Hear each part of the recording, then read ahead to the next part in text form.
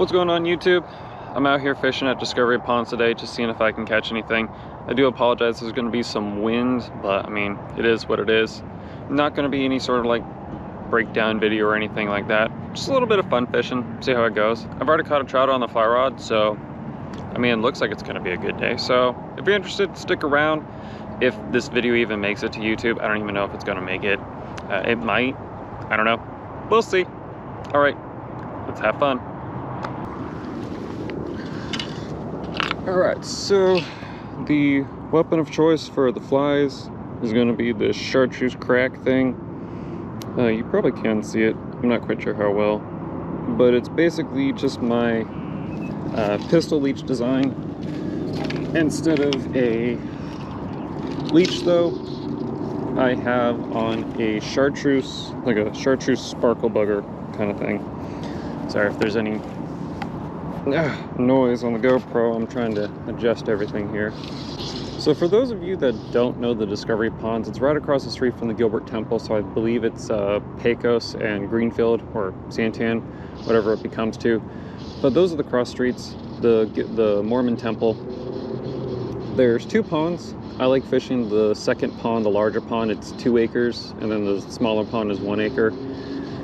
I've also got some wind today, so that kind of also, at least with the fly rod, that kind of limits where I'm going to be, because I don't want to be on the opposite side where the wind is coming at my face, because it's going to completely destroy how I want to fish. So I'm going to have the wind on my back to help with casting distance, as well as like accuracy and everything. With these ponds, the biggest thing to keep in mind is a lot of the fish do like to sit right along the shoreline. It's kind of deep enough right off the bank that they can just sit, you know, 4 to 10 feet off the bank. I don't remember how deep exactly the deepest part of this lake is. I believe it's 10 foot, maybe deeper. But all the trout that I catch are usually right along the bank. So you don't really need to make too far of casts. If you are going to make somewhat of a far cast, I would say make a perpendicular cast with the bank, and then once you start pulling it in, it's probably when you're going to get fish. Same thing with the bass too. I always find that everyone just fishes right along the bank for the bass. Now, I've actually recorded here a couple times, not for anything like, not specifically on the lakes, but for like the video that I had demonstrating how to properly fish the pistol leech. I did that one here just because there's a lot of easy access for fly casting, as well as I knew at that particular point in time I could probably catch a fish or two, which is always nice. But yeah, so I've decided to go with this like crystal Chartreuse Crack for the main reason that these lakes have always been dirty. Gilbert and Chandler use reclaimed water to fill the ponds, which usually gives them a very nasty color to begin with. And then Arizona in the last couple of years has also been doing a program where they dye the lakes a certain blue or certain green kind of color to help prevent aquatic vegetation from getting too extreme. I'm not sure why that's so necessary here, because the lakes are completely concrete, so it's kind of hard for anything to go through concrete. It's possible, but like, I don't know. I've never seen aquatic vegetation grow through the concrete underneath lakes like this. But that's the intent for it. That's the purpose. It does make fishing a lot more complicated though, because it does stain the water that kind of nasty ass bluish green. And it makes them dark as well, so if you're going to be like lure fishing or fly fishing, you kind of need something that's going to be a lot more standout-ish. I know people have done, like for fly fishing, they'll do like midges under indicators and whatnot, but that seems a little boring here considering how dirty the water is. Like, yeah, you will catch fish with it because you just have to wait for the fish to come to you, but at the same time, they need to be able to see it as well. And I think that's always been the biggest problem here, is fish can't see very well.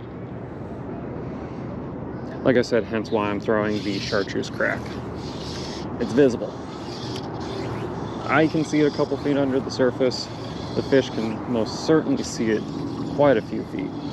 I didn't bring any bass gear today. I just kind of wanted to fun fish and figured if it was going to be a decent day, I'd bring you guys along with me. There are bass in the lakes and there are catfish year-round, but the catfish and the trout I tend to find are pretty much gone within a couple days after they stock, and they only stock these ponds once a month. And it's the half size because these are the smaller ponds, so they don't get the standard like 80 to 100 pounds per acre. I believe this is 40 to 50 pounds per acre, so they're only putting in like 100 trout or so-ish. I think I just hit the bottom. But they're only putting in like 100 to 150 trout for this lake, and then like 100 fish for the other one. In the past, I've never had a problem with like retrieval speed, fast or slow, as long as it's in front of the fish's face. I think they're so opportunistic that as long as they can see it and if it's close enough, they usually take it. Because I've pulled flies here, like ripping them through, getting ready for another cast, and I'll have trout and bass come out after them. And then I've also pulled them like really slow along the bottom and also have had fish come out for them. This is actually the clearest I think I've seen any of these lakes in quite a while.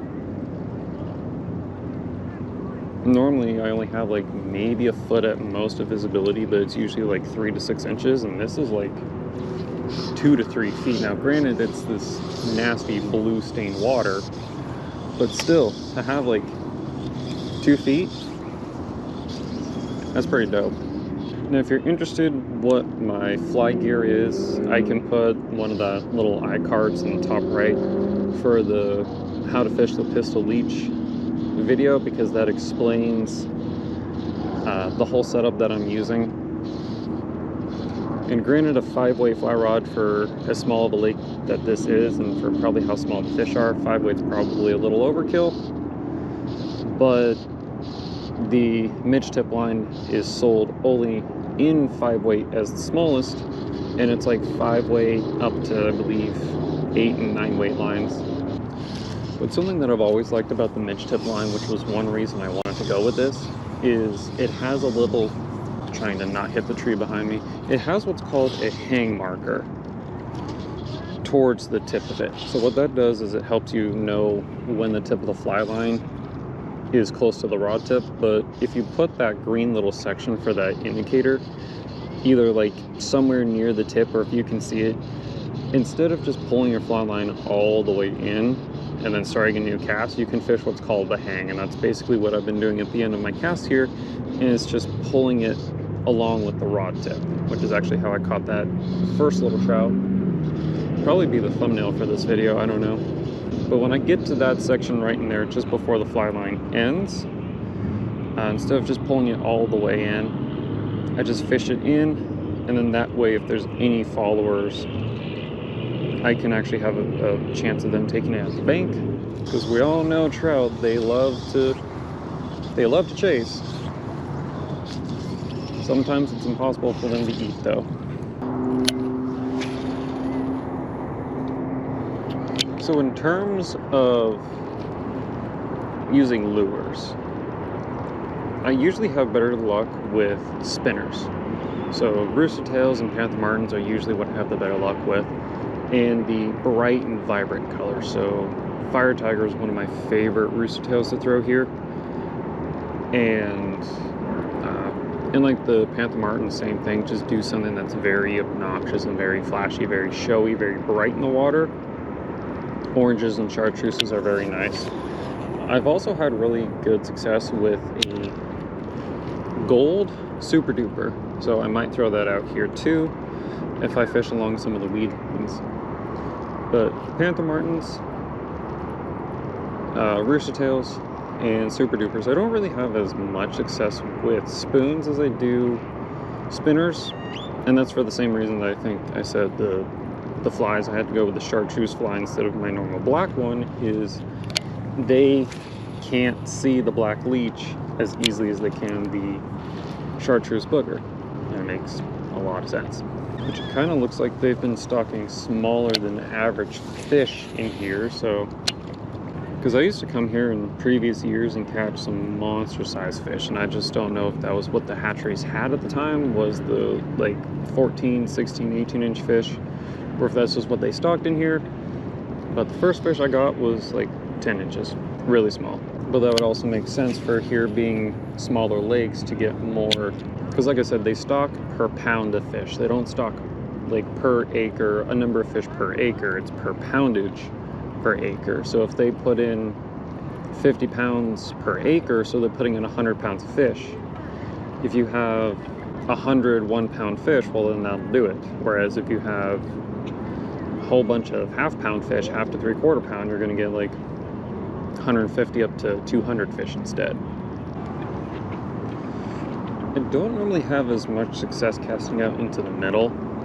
Now, if you're bait fishing, I guess that's kind of different, because the bait will just sit there, and if it's bright green, like chartreuse power bait or pink power bait or something, that would make sense, because then the fish can just find it as they're swimming along the bottom or anywhere around it. Plus, also power bait has scent, whereas these things don't. So if it's just sitting there stationary, it makes a lot more sense that they'd be able to find it. Whereas a lure, I'm basically just going off of pure instinct. They have to see it, they have to feel it, and if they want it, they'll eat it. If they don't, well, I guess I go fishless. You gotta be kidding me. Well, looks like the sunfish are active. Not what I came here for, but alright. No more sunfish want to play? That's fine. I didn't want them anyways. Alright, so I've changed up to the Super Duper. Like I said, it's worked here in the past, so let's give it a shot, because the Castmaster so far has only eeled the old 1D Sunny. Alright, well, let's try the rooster tail. See how that works.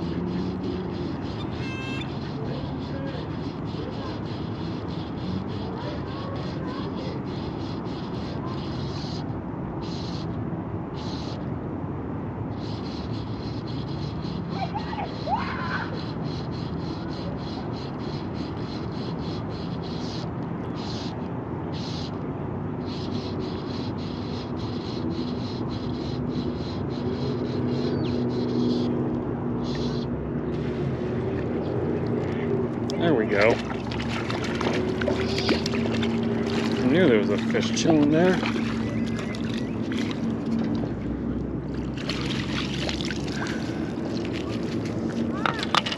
Looks like a cormorant got him too. Yeah, stop.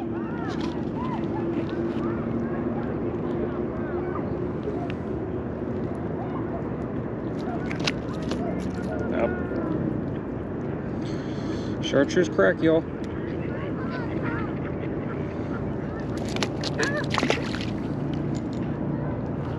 Oh, he swam off.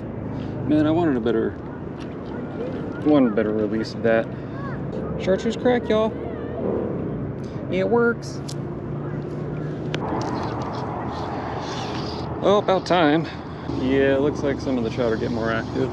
And I couldn't tell if that fish, like if that fish ate, or if I hit a rock just before that and then it ate, because there was a significant like bump, tick, something, and there's a lot of structure along the shoreline. Well, I shouldn't say that there's a lot, but like, if you're gonna get snagged along anything, it's gonna be like a giant rock or a cinder block or something stupid that they've put in here, either for structure or just like stuff that's just made its way in here. But I couldn't tell if that was like I got hit twice, or if I hit something. That's a sunfish. That's probably what that other bite was. Ow. Chartreuse Crack, y'all. Now, if any of you want a tying tutorial on this fly, I can definitely do so, because I've actually changed up, yet again, some things of how I've tied these, but at the same time, like, this is a different way of than just the semi-seal material and all that, because there's actually like chartreuse chenille in here and whatnot, chartreuse crystal chenille and hackle. And so if you want a tying tutorial on Chartreuse Crack there, let me know in the comments below, because I would not mind just showing you how this thing is tied. Because I have kind of developed a significant, maybe significant, at least a way that I've found of keeping the bead on without like having your thread get in the way or anything like that. Plus it doesn't impede the action of the propeller blade.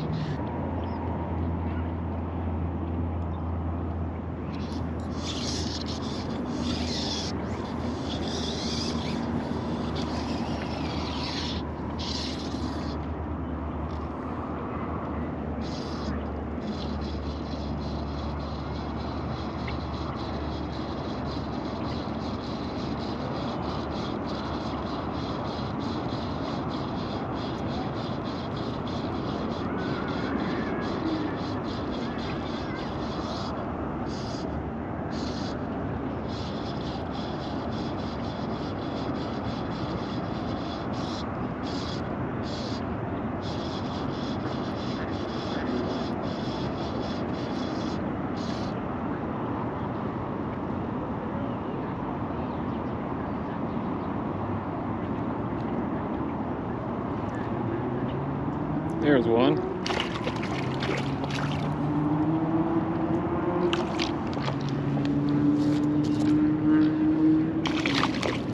Little guy though.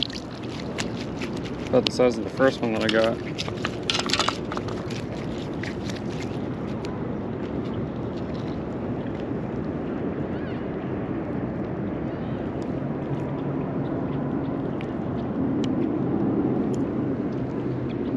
Not bad.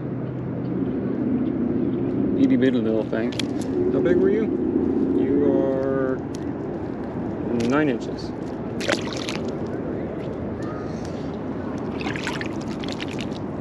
Ah, 9-inch little fish. Alright, well that's going to do it for this video. If you've stayed this far, thank you so much. Appreciate every view that I get from you guys. Also appreciate the likes and subscribes and the comments that you guys have been giving me, especially for like the urban breakdown videos. So I'm probably going to do more of those for you guys. Give me suggestions where you'd like me to see go fishing as well. Like I said, thank you. If you enjoyed, appreciate a like. And I'll put, you know, my normal information underneath in the description. That way you can follow me on Instagram or anything else that you want. If you want to know what kind of gear that I'm using, I can just answer your comment, or I'll put 2 different links at the end here, so that way one, you can see how I tie the pistol leech, and then also another video of how I fish it and what I recommend for it. That way at least you have an idea if you're going to be fly fishing for this. Alrighty guys, thank you so much. Have a good day. Target, stop sending me emails.